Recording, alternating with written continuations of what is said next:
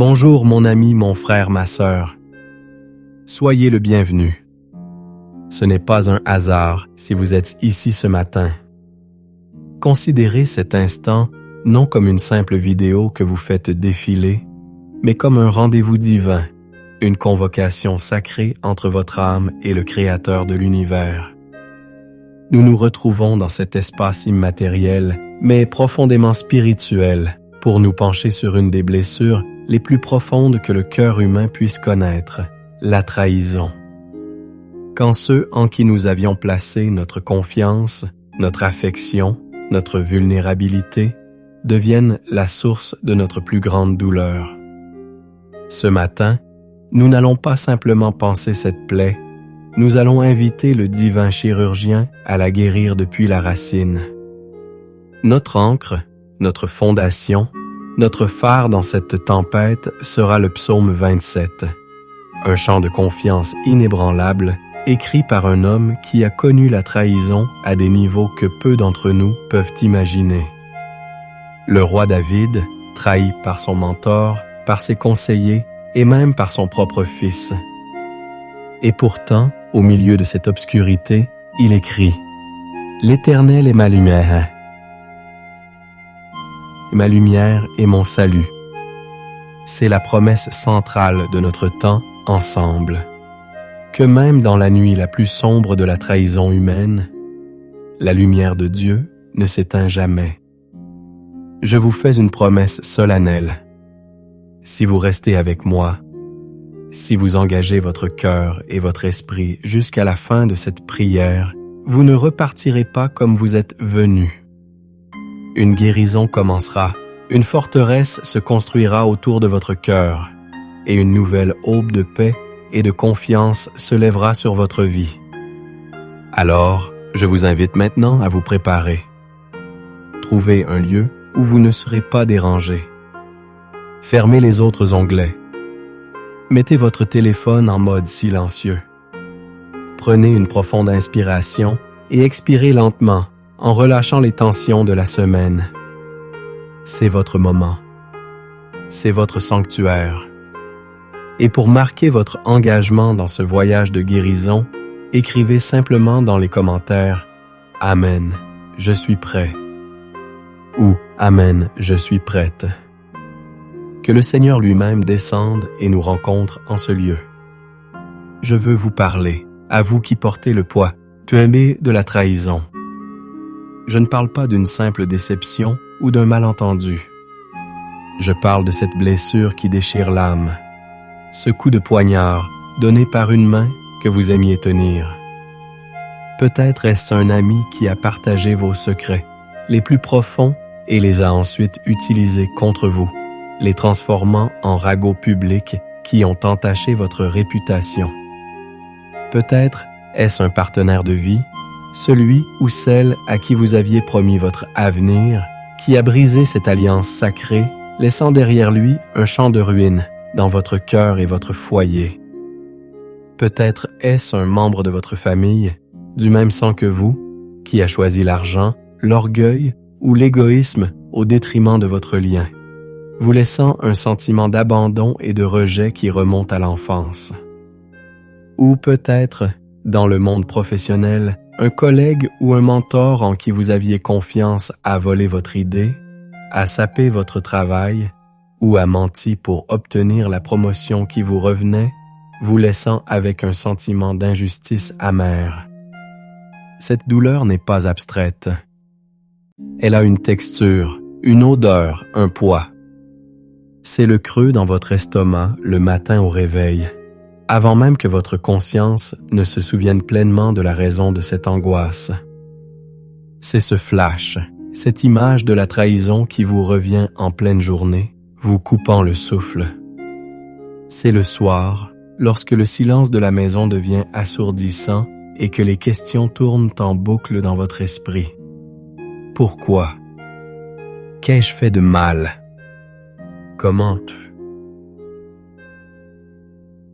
Comment ai-je pu être si aveugle?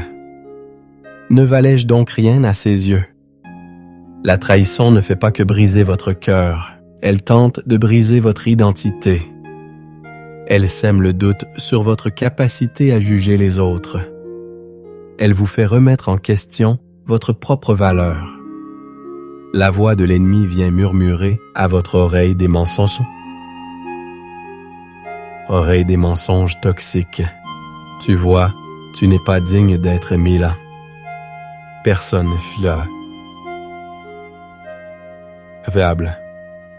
Tu finiras toujours seul. Tu es naïf, stupide. Et lentement, imperceptiblement, vous commencez à construire des murs autour de votre cœur. Vous devenez cynique, méfiant. Vous analysez chaque parole, chaque geste, cherchant le signe d'une trahison future. L'ouverture, la spontanéité, la joie de la connexion humaine sont remplacées par la peur et l'autoprotection. Vous souriez en public, mais à l'intérieur, vous saignez. Vous faites défiler les réseaux sociaux et vous voyez des images de bonheur, d'amitié, de couple parfait et chaque image est comme du sel sur votre plaie béante. Vous vous comparez et la comparaison est un poison qui vous dit que tout le monde a ce que vous avez perdu, que tout le monde est heureux sauf vous. Vous portez le poids non seulement de la blessure actuelle, mais aussi des blessures du passé. Cette trahison a peut-être réactivé un script familial, une blessure d'abandon de votre enfance, le sentiment de ne jamais être assez bien que vos parents vous ont peut-être involontairement transmis. C'est comme si toutes les douleurs passées s'étaient donné rendez-vous pour danser sur les ruines de votre confiance. L'amertume commence à prendre racine dans le sol de votre cœur. C'est une plante vénéneuse qui promet de vous protéger en vous rendant dur, mais qui en réalité étouffe toute vie, toute joie, toute possibilité de nouvelle croissance. Vous rejouez la scène encore et encore, imaginant ce que vous auriez dû dire, ce que vous auriez dû faire. Vous nourrissez le ressentiment, pensant que c'est une arme contre l'autre, alors qu'en réalité, c'est un poison que vous buvez chaque jour. Le psalmiste connaissait ce sentiment. Dans le psaume 42, il s'écrie « Pourquoi t'as battu mon âme et gémis-tu au-dedans de moi ?»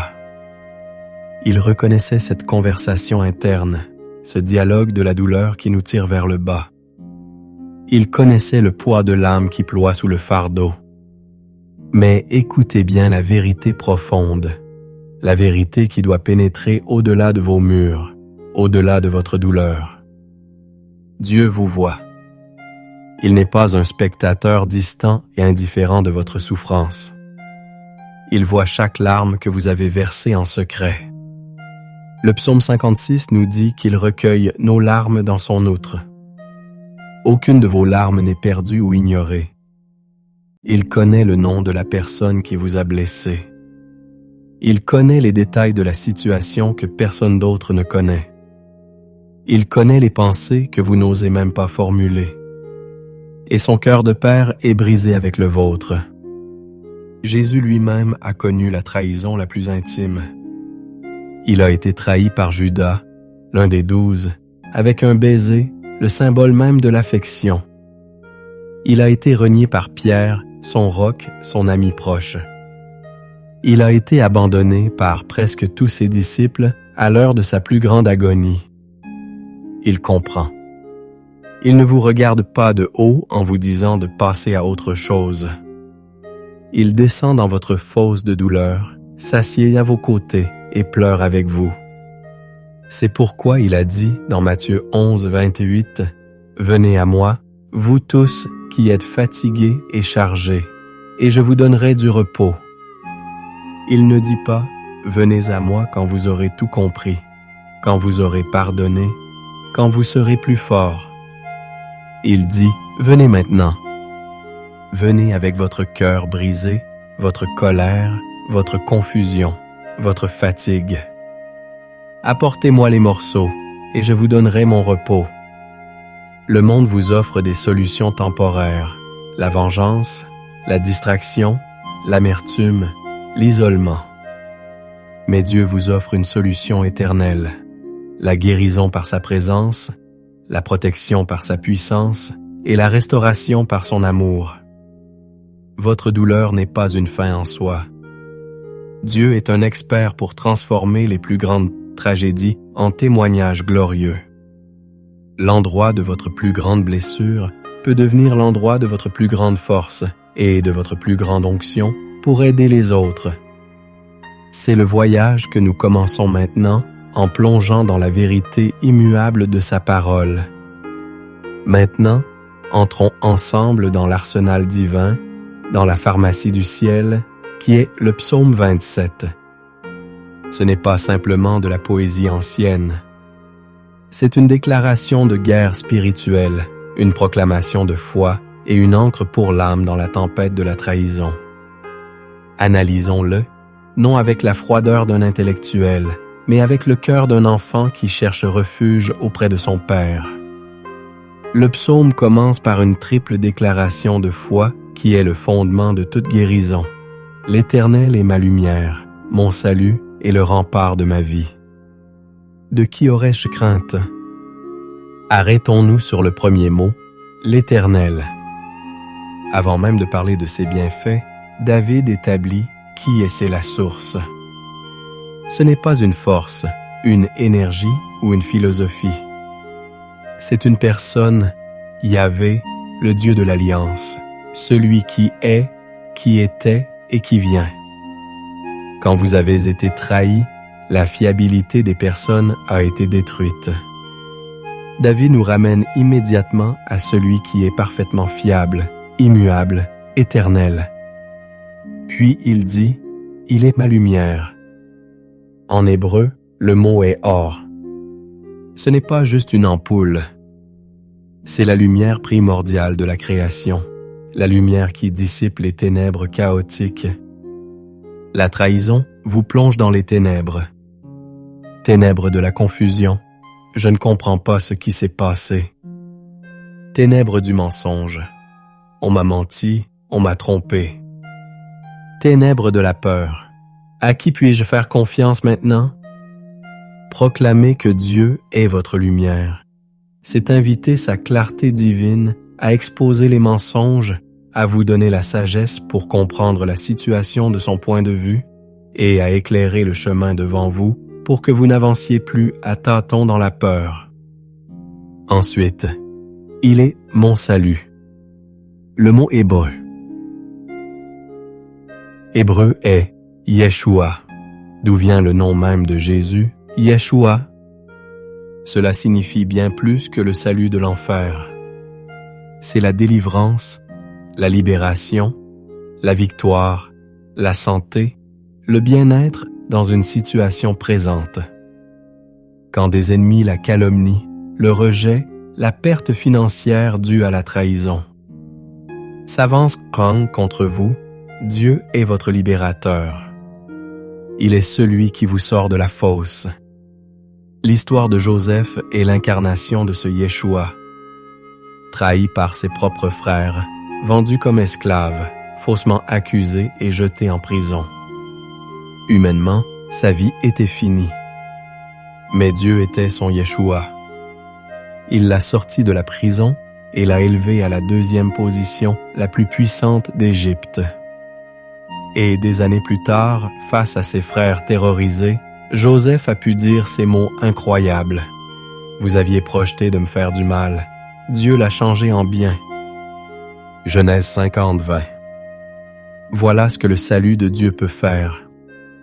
Il ne se contente pas d'annuler le mal, il le retourne, le rachète et l'utilise pour accomplir un bien encore plus grand. C'est la promesse pour vous aujourd'hui. La trahison que vous avez subie, entre les mains de Dieu, peut devenir un tremplin pour votre destinée. Enfin, il est le rempart de ma vie. Le mot ici est pas.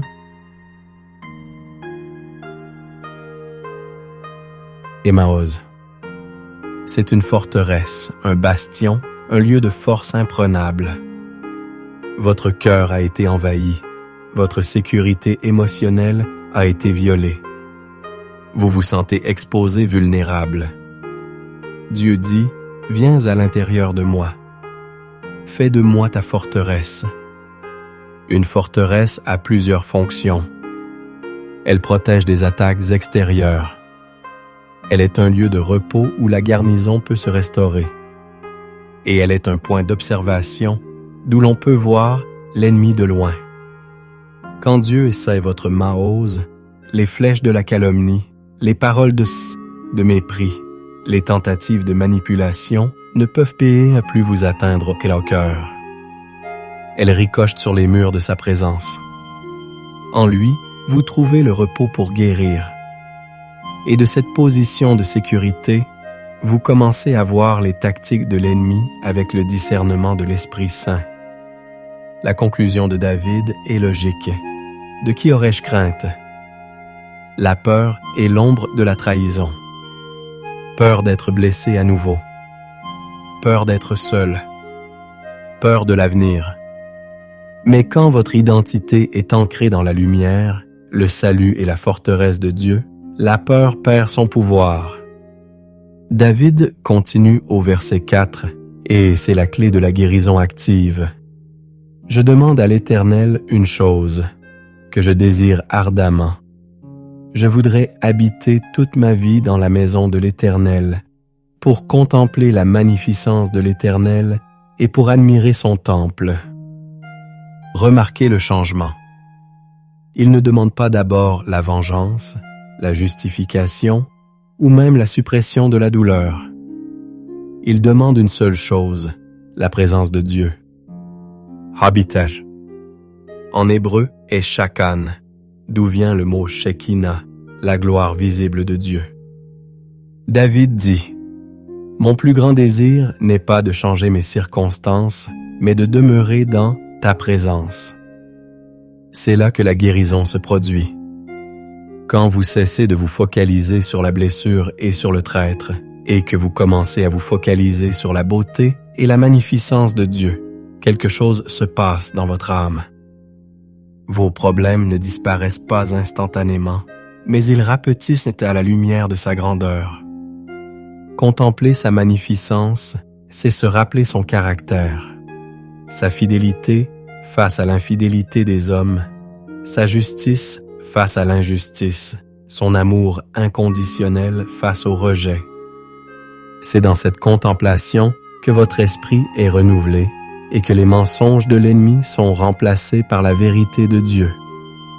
Le verset 5 nous en donne la raison. « Car il me protégera dans son tabernacle au jour du malheur, il me cachera sous l'abri de sa tente, il m'élèvera sur un rocher. » La présence de Dieu n'est pas une expérience mystique passive, c'est un abri actif. Quand le jour du malheur arrive, le jour où vous apprenez la nouvelle, le jour où la confrontation a lieu, le jour où les conséquences s'abattent sur vous, Dieu a un lieu secret de protection pour vous. Il me cachera. Cela ne veut pas dire qu'il vous rende invisible, mais qu'il vous couvre de sa protection, de sorte que le venin de la situation ne peut pas infecter votre esprit. Il vous élève sur un rocher, au-dessus des eaux tumultueuses de l'émotion, au-dessus de la boue de la situation, vous donnant une perspective plus élevée, la sienne. L'histoire du prophète Élie illustre cela. Après sa grande victoire sur le mont Carmel, la reine Jézabel le menace de mort. Cet homme de Dieu puissant s'effondre, terrassé par la peur et le découragement. Il fuit dans le désert et demande la mort. Il se sent trahi par le peuple qu'il vient de servir. Que fait Dieu? Il ne le réprimande pas. Il l'envoie se reposer, le nourrit par un ange et l'amène au mont Horeb, la montagne de Dieu. Là, dans la solitude de la présence divine, Dieu ne lui parle pas dans le vent, le tremblement de terre ou le feu, les manifestations spectaculaires du pouvoir. Il lui parle dans un murmure doux et léger. C'est dans cet abri, dans cette intimité, que l'âme d'Élie a été restaurée, sa mission clarifiée et son courage renouvelé. C'est ce que Dieu veut faire pour vous. Vous attirez loin du bruit de la trahison pour vous parler dans un murmure doux et léger qui guérit et restaure. Enfin, le psaume se termine par un appel à la persévérance dans la foi, aux versets 13 et 14. « Oh! Si je n'étais pas sûr de voir la bonté de l'Éternel sur la terre des vivants, espère l'Éternel. Fortifie-toi et que ton cœur s'affermisse. Espère en l'Éternel. » C'est crucial.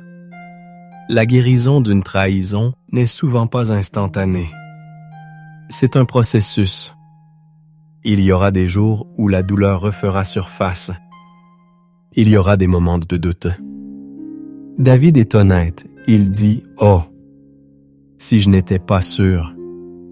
Il y a eu un combat dans sa foi. Mais il choisit de croire qu'il verra la bonté de l'Éternel, non pas seulement au ciel, mais sur la terre des vivants. C'est une promesse pour votre ici et maintenant. La bonté de Dieu, en hébreu chesed, son amour loyal, sa grâce, sa miséricorde, vous poursuivra et se manifestera dans votre vie, malgré ce qui a été fait contre vous. Et le commandement final est double. Espère et fortifie-toi. L'espérance en Dieu n'est pas un optimisme passif. C'est une attente active et confiante. Et pendant que vous attendez, vous vous fortifiez. Comment? En vous nourrissant de la parole comme nous le faisons maintenant. En restant dans la prière. En choisissant de pardonner chaque jour. En refusant de laisser l'amertume s'installer. Chaque fois que vous faites ces choix, votre cœur s'affermit. Vous ne niez pas la douleur, mais vous choisissez de faire plus confiance à la puissance de Dieu qu'à la puissance de votre blessure. C'est l'application pratique pour votre vie. Face au burn-out émotionnel causé par le drame, la réponse est de demeurer dans sa présence. Face au FOMO, la peur de manquer quelque chose. En voyant la vie des autres sur les réseaux sociaux, la réponse est de contempler la magnificence de l'Éternel. Pour établir une routine matinale qui vous protège, commencez chaque journée non pas avec les nouvelles ou les emails, mais avec cette triple déclaration. L'Éternel est ma lumière, mon salut et le rempart de ma vie.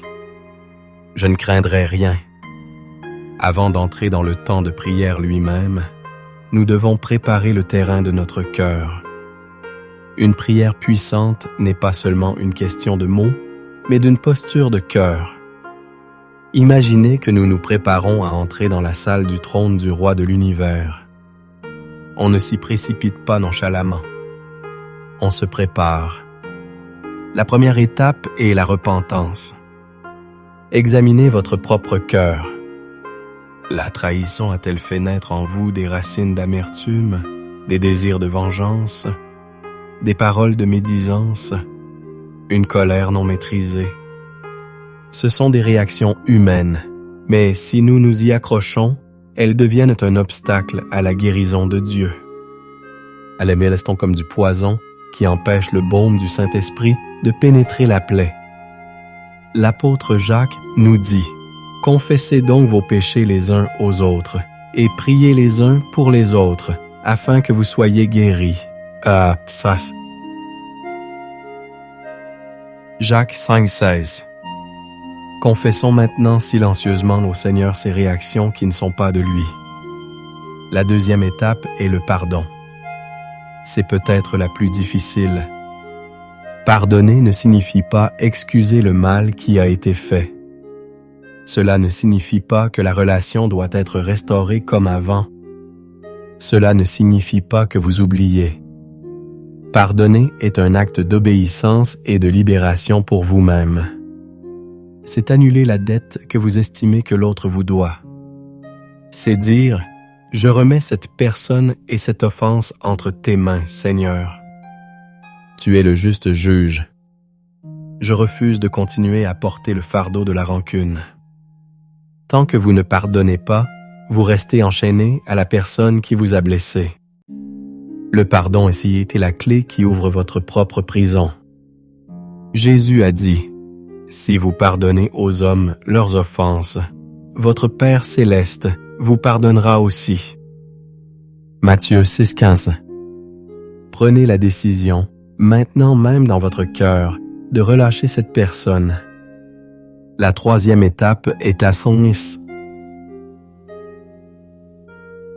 La consécration.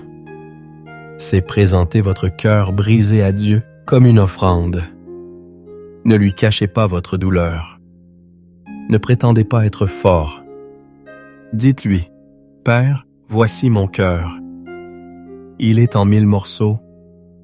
Je ne sais pas comment le réparer. Je te le donne. Je te donne ma douleur, ma confusion, mon avenir. Prends tout. » L'apôtre Jean nous assure, « Si nous confessons nos péchés, il est fidèle et juste pour nous les pardonner et pour nous purifier de toute iniquité. » Aux gens, préparez-vous maintenant. Respirez profondément. Relâchez le contrôle.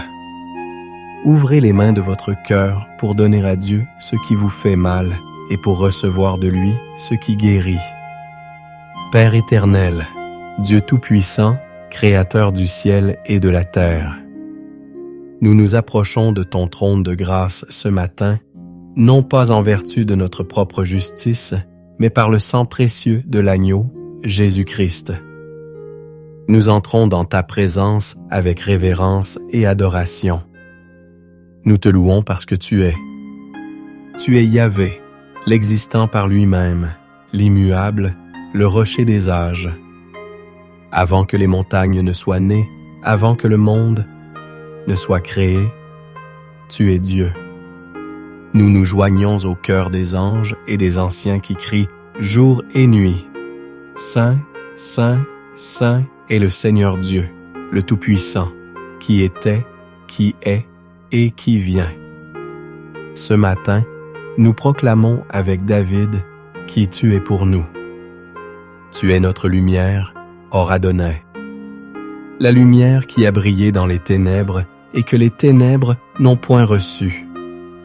La lumière qui expose les mensonges, qui guide nos pas, qui dissipe la confusion et la peur de nos cœurs brisés. Tu es notre salut, Yeshua. Notre libérateur, notre rédempteur, notre sauveur puissant. Celui qui nous tire de la fosse de la désolation, qui nous place sur le roc et qui met dans notre bouche un cantique nouveau. Tu n'es pas seulement un sauveur pour l'éternité, mais un sauveur pour notre aujourd'hui, pour cette situation précise de trahison et de douleur. Tu es le rempart de notre vie, Maoz. Notre forteresse inébranlable, notre abri sûr, notre tour forte où nous courons pour trouver la sécurité. Quand les fondations humaines s'effondrent, tu restes notre fondation stable et éternelle. Nous t'adorons, ô Dieu de Jacob, notre refuge. Nous magnifions ton nom, car ton nom est une tour forte. El Elyon, le Dieu très haut. El Shaddai, le Dieu tout-puissant, plus que suffisant. Yahvé Jireh, le Seigneur qui pourvoit. Yahvé Rapha, le Seigneur qui guérit. Yahvé Shalom, le Seigneur notre paix. Nous exaltons ton nom au-dessus de tout autre nom, au-dessus du nom de la trahison, de la dépression, de l'anxiété, de la peur. Tu es digne, Seigneur, de recevoir la gloire, l'honneur et la puissance, maintenant et pour les siècles des siècles. Père céleste, dans la lumière de ta sainteté, nous voyons notre propre obscurité. Nous venons devant toi avec un cœur honnête et repentant. Seigneur, nous te confessons la douleur que cette trahison a causée. Nous ne la cachons plus, nous ne prétendons plus que tout va bien.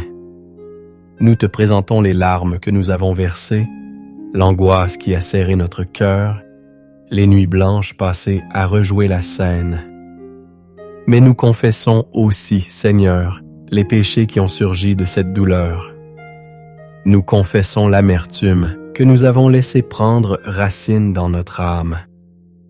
Nous confessons le ressentiment que nous avons nourri comme un trésor amer.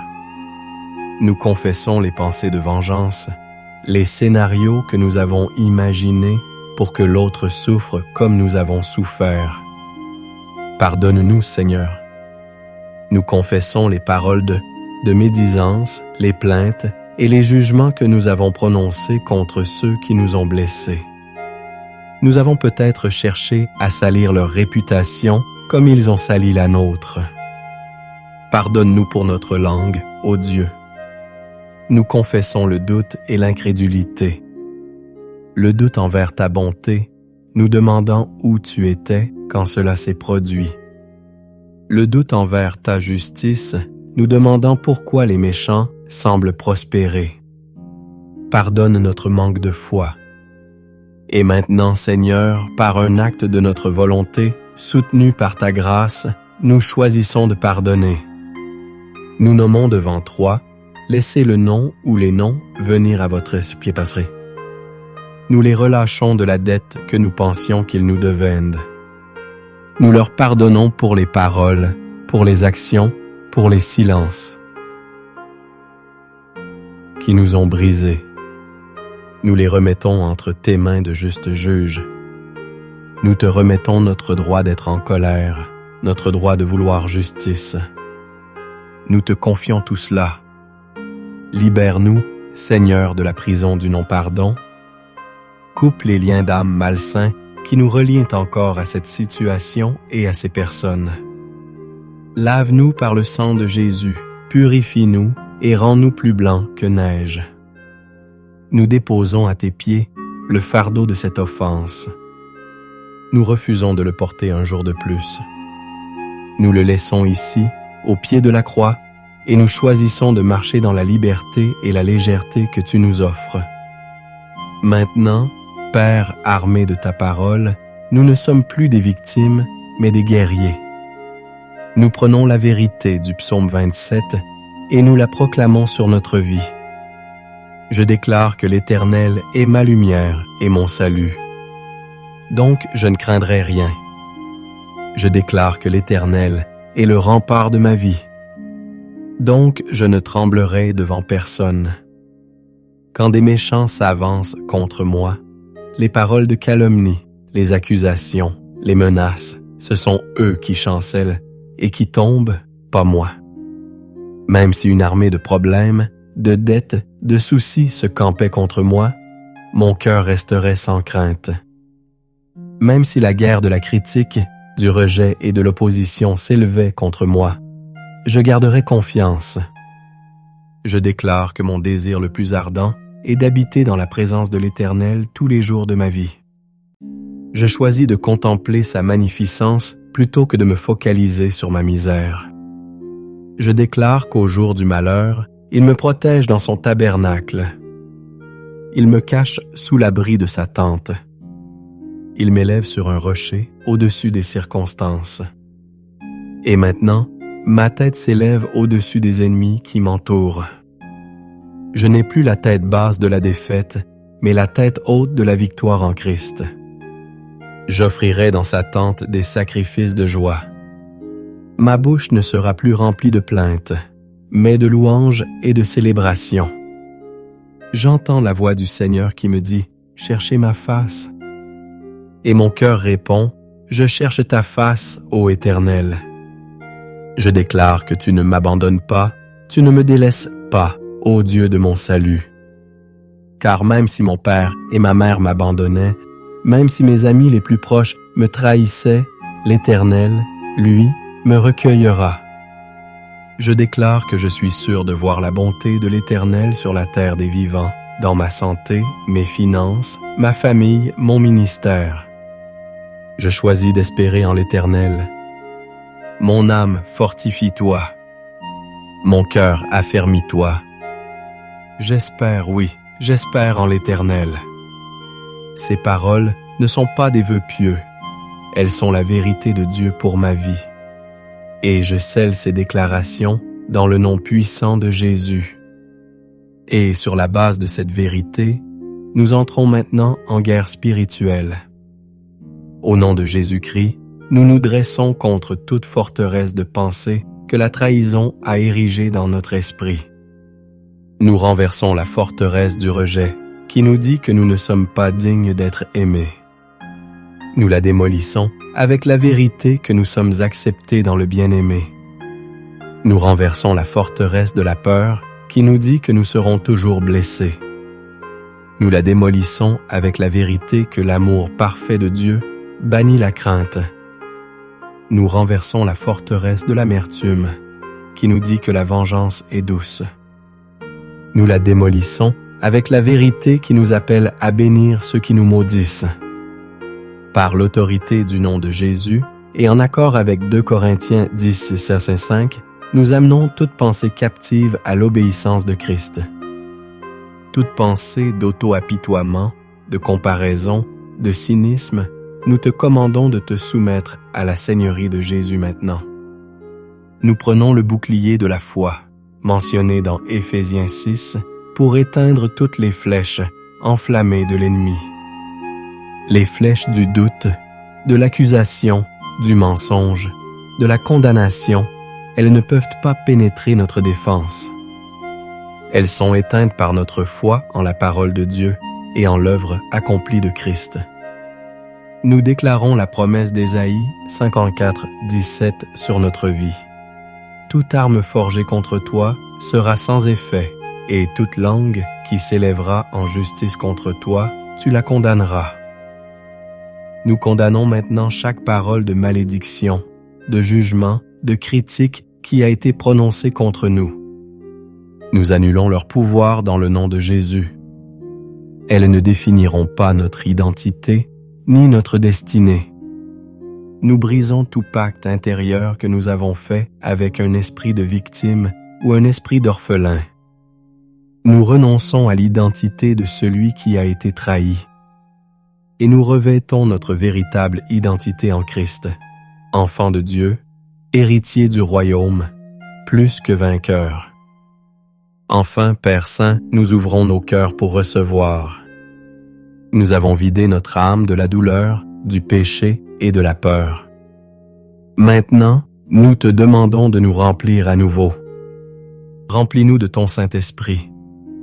Là où il y avait de l'amertume, sème les graines du fruit de l'Esprit, l'amour, la joie, la paix, la patience, la bonté, la bienveillance, la fidélité, la douceur, la maîtrise de soi. Répands ton amour parfait dans nos cœurs par le Saint-Esprit, un amour qui guérit, qui restaure et qui nous rend capables d'aimer à nouveau sans crainte. Donne-nous ta paix, la paix qui surpasse toute intelligence, une paix qui garde nos cœurs et nos pensées en Jésus-Christ, même au milieu de la tempête. Rends-nous la joie de ton salut. Que notre joie ne dépende plus des circonstances ou de la fiabilité des gens, mais qu'elle soit ancrée en toi seul. Seigneur, nous prions pour une restauration complète, esprit, âme et corps. Restaure notre esprit, renouvelle notre foi et notre espérance. Restaure notre âme, guéris nos émotions brisées, notre volonté affaiblie et notre intellect confus. Restaure même notre corps physique, car le stress de la trahison a peut-être causé des maux, de la fatigue, de l'insomnie. Par les meurtrissures et de Jésus, nous sommes guéris. Nous te demandons une sagesse divine pour l'avenir. Montre-nous comment reconstruire des relations saines. Donne-nous le discernement pour savoir à qui faire confiance et la force de poser des limites saines. Fais de nous non pas des personnes amères, mais des personnes meilleures, plus fortes, plus sages et plus compatissantes à cause de cette épreuve. Transforme notre blessure en une source de ministère pour aider d'autres cœurs brisés. Nous recevons tout cela par la foi, au nom de Jésus. Maintenant, je vous invite à entrer dans un moment de silence. Cessez de parler, cessez de penser. Soyez simplement présent. Prenez une profonde inspiration et en expirant, relâchez tout ce qui reste de tension. Encore une fois, inspirez la présence de Dieu et expirez la douleur. Dans ce silence, écoutez. Le Seigneur veut vous parler. Peut-être sera-ce un mot, une image, un sentiment de paix, un verset biblique qui vous vient à l'esprit. Ne forcez rien. Soyez simplement un récepteur. Le psaume 46 dit « Arrêtez et sachez que je suis Dieu ». C'est le moment d'arrêter. C'est le moment de savoir. Il est là. Il vous parle. Il dépose son baume guérisseur sur les parties les plus profondes de votre être. Recevez son amour. Recevez sa paix. Recevez sa guérison. Dieu parle à ton cœur en ce moment même. Et maintenant, dans l'autorité que le Christ me donne, je veux relâcher sur toi des paroles de bénédiction et de déclaration prophétique. Je ne te parle plus en tant que simple homme, mais en tant que porte-voix du ciel pour ta vie. Reçois ces paroles, non dans ta tête, mais dans ton esprit. Pour ta vie spirituelle, je déclare que tu n'es plus défini par la voix de tes traîtres, mais par la voix du bon berger. Tu entends sa voix et tu la suis. Il t'appelle par ton nom. Il te conduit dans de verts pâturages et près des eaux paisibles. Il restaure ton âme. Jean 10:27. Pour ta santé, je déclare que la maladie du chagrin, de l'anxiété et du stress quitte ton corps et maintenant. La puissance de guérison qui a coulé des meurtrissures de Jésus coule dans chaque cellule, chaque organe, chaque système de ton corps. Tu es guéri, tu es entier, tu es restauré. Ésaïe 53. Pour tes finances, je déclare que ce que la trahison t'a volé, que ce soit une opportunité, un contrat, de l'argent, l'Éternel te le restaure au centuple. Il ouvre pour toi les écluses des cieux. Il te bénit dans ton travail, il te donne des idées créatives et tu ne seras plus la queue, mais la tête. Tu prêteras et tu n'emprunteras point. Deutéronome 28:12. Pour ta famille et tes relations, je déclare que le cycle de la trahison est brisé sur ta lignée. Tes enfants seront instruits par l'Éternel et leur paix sera grande. Dieu restaure les relations brisées qui doivent être restaurées et il t'apporte de nouvelles relations divines. Des amis fidèles qui te tailleront comme le fer taille le fer. Des connexions qui t'élèveront vers ta destinée. Ésaïe 54. Pour ta destinée et ton appel. Je déclare que cette épreuve n'a pas annulé l'appel de Dieu sur ta vie. Au contraire, elle t'a préparé pour une plus grande onction. Tu es l'ouvrage de Dieu, créé en Jésus-Christ, pour de bonnes œuvres qu'il a préparées d'avance afin que tu les pratiques. Lève-toi, car ton heure est venue. La gloire de l'Éternel se lève sur toi. Éphésiens 2:10. Pour ta protection quotidienne, je déclare que tu es gardé par la puissance de Dieu. L'Éternel gardera ton départ et ton arrivée, dès maintenant et à jamais. Aucun mal ne t'atteindra, aucun fléau n'approchera de ta tente, car il a ordonné à ses anges de te garder dans toutes tes vies et tes voies. Psaume 121. Pour ta joie et ta paix intérieure, je déclare que le Dieu d'espérance te remplit de toute joie et de toute paix dans la foi, pour que tu abondes en espérance par la puissance du Saint-Esprit. La joie de l'Éternel est ta force. La paix de Dieu qui surpasse tout est ton partage quotidien. Romains 7:5. Et maintenant, reçois la bénédiction sacerdotale d'Aaron. Que l'Éternel te bénisse et te garde. Que l'Éternel fasse luire sa face sur toi et t'accorde sa grâce. Que l'Éternel tourne sa face vers toi et te donne la paix. Au nom du Père, du Fils et du Saint-Esprit. Amen. Nous arrivons à la fin de notre temps ensemble, mais ce n'est que le début de votre nouvelle saison. La promesse que nous avons explorée aujourd'hui, tirée du psaume 27, est que Dieu est votre lumière, votre salut et votre forteresse. Accrochez-vous à cette vérité. Faites-en le mantra de votre cœur, la première pensée de votre matin et la dernière de votre soir. La guérison est un chemin, pas une destination unique. Il y aura des jours où vous devrez revisiter ces vérités et prier à nouveau cette prière. Ne vous découragez pas. Chaque fois que vous choisissez la foi plutôt que la peur, le pardon plutôt que l'amertume, la présence de Dieu plutôt que l'isolement, vous faites un pas de plus vers votre restauration complète. Je veux vous encourager à prendre un engagement. Revenez à cette prière chaque matin pendant les 7 prochains jours. Laissez ces paroles et ces écritures s'infuser profondément dans votre esprit jusqu'à ce qu'elles deviennent plus réelles que votre douleur. La répétition dans la foi construit des autoroutes neuronales de victoire dans votre cerveau. Si ce moment a été une bénédiction pour vous, aidez-nous à atteindre d'autres cœurs brisés.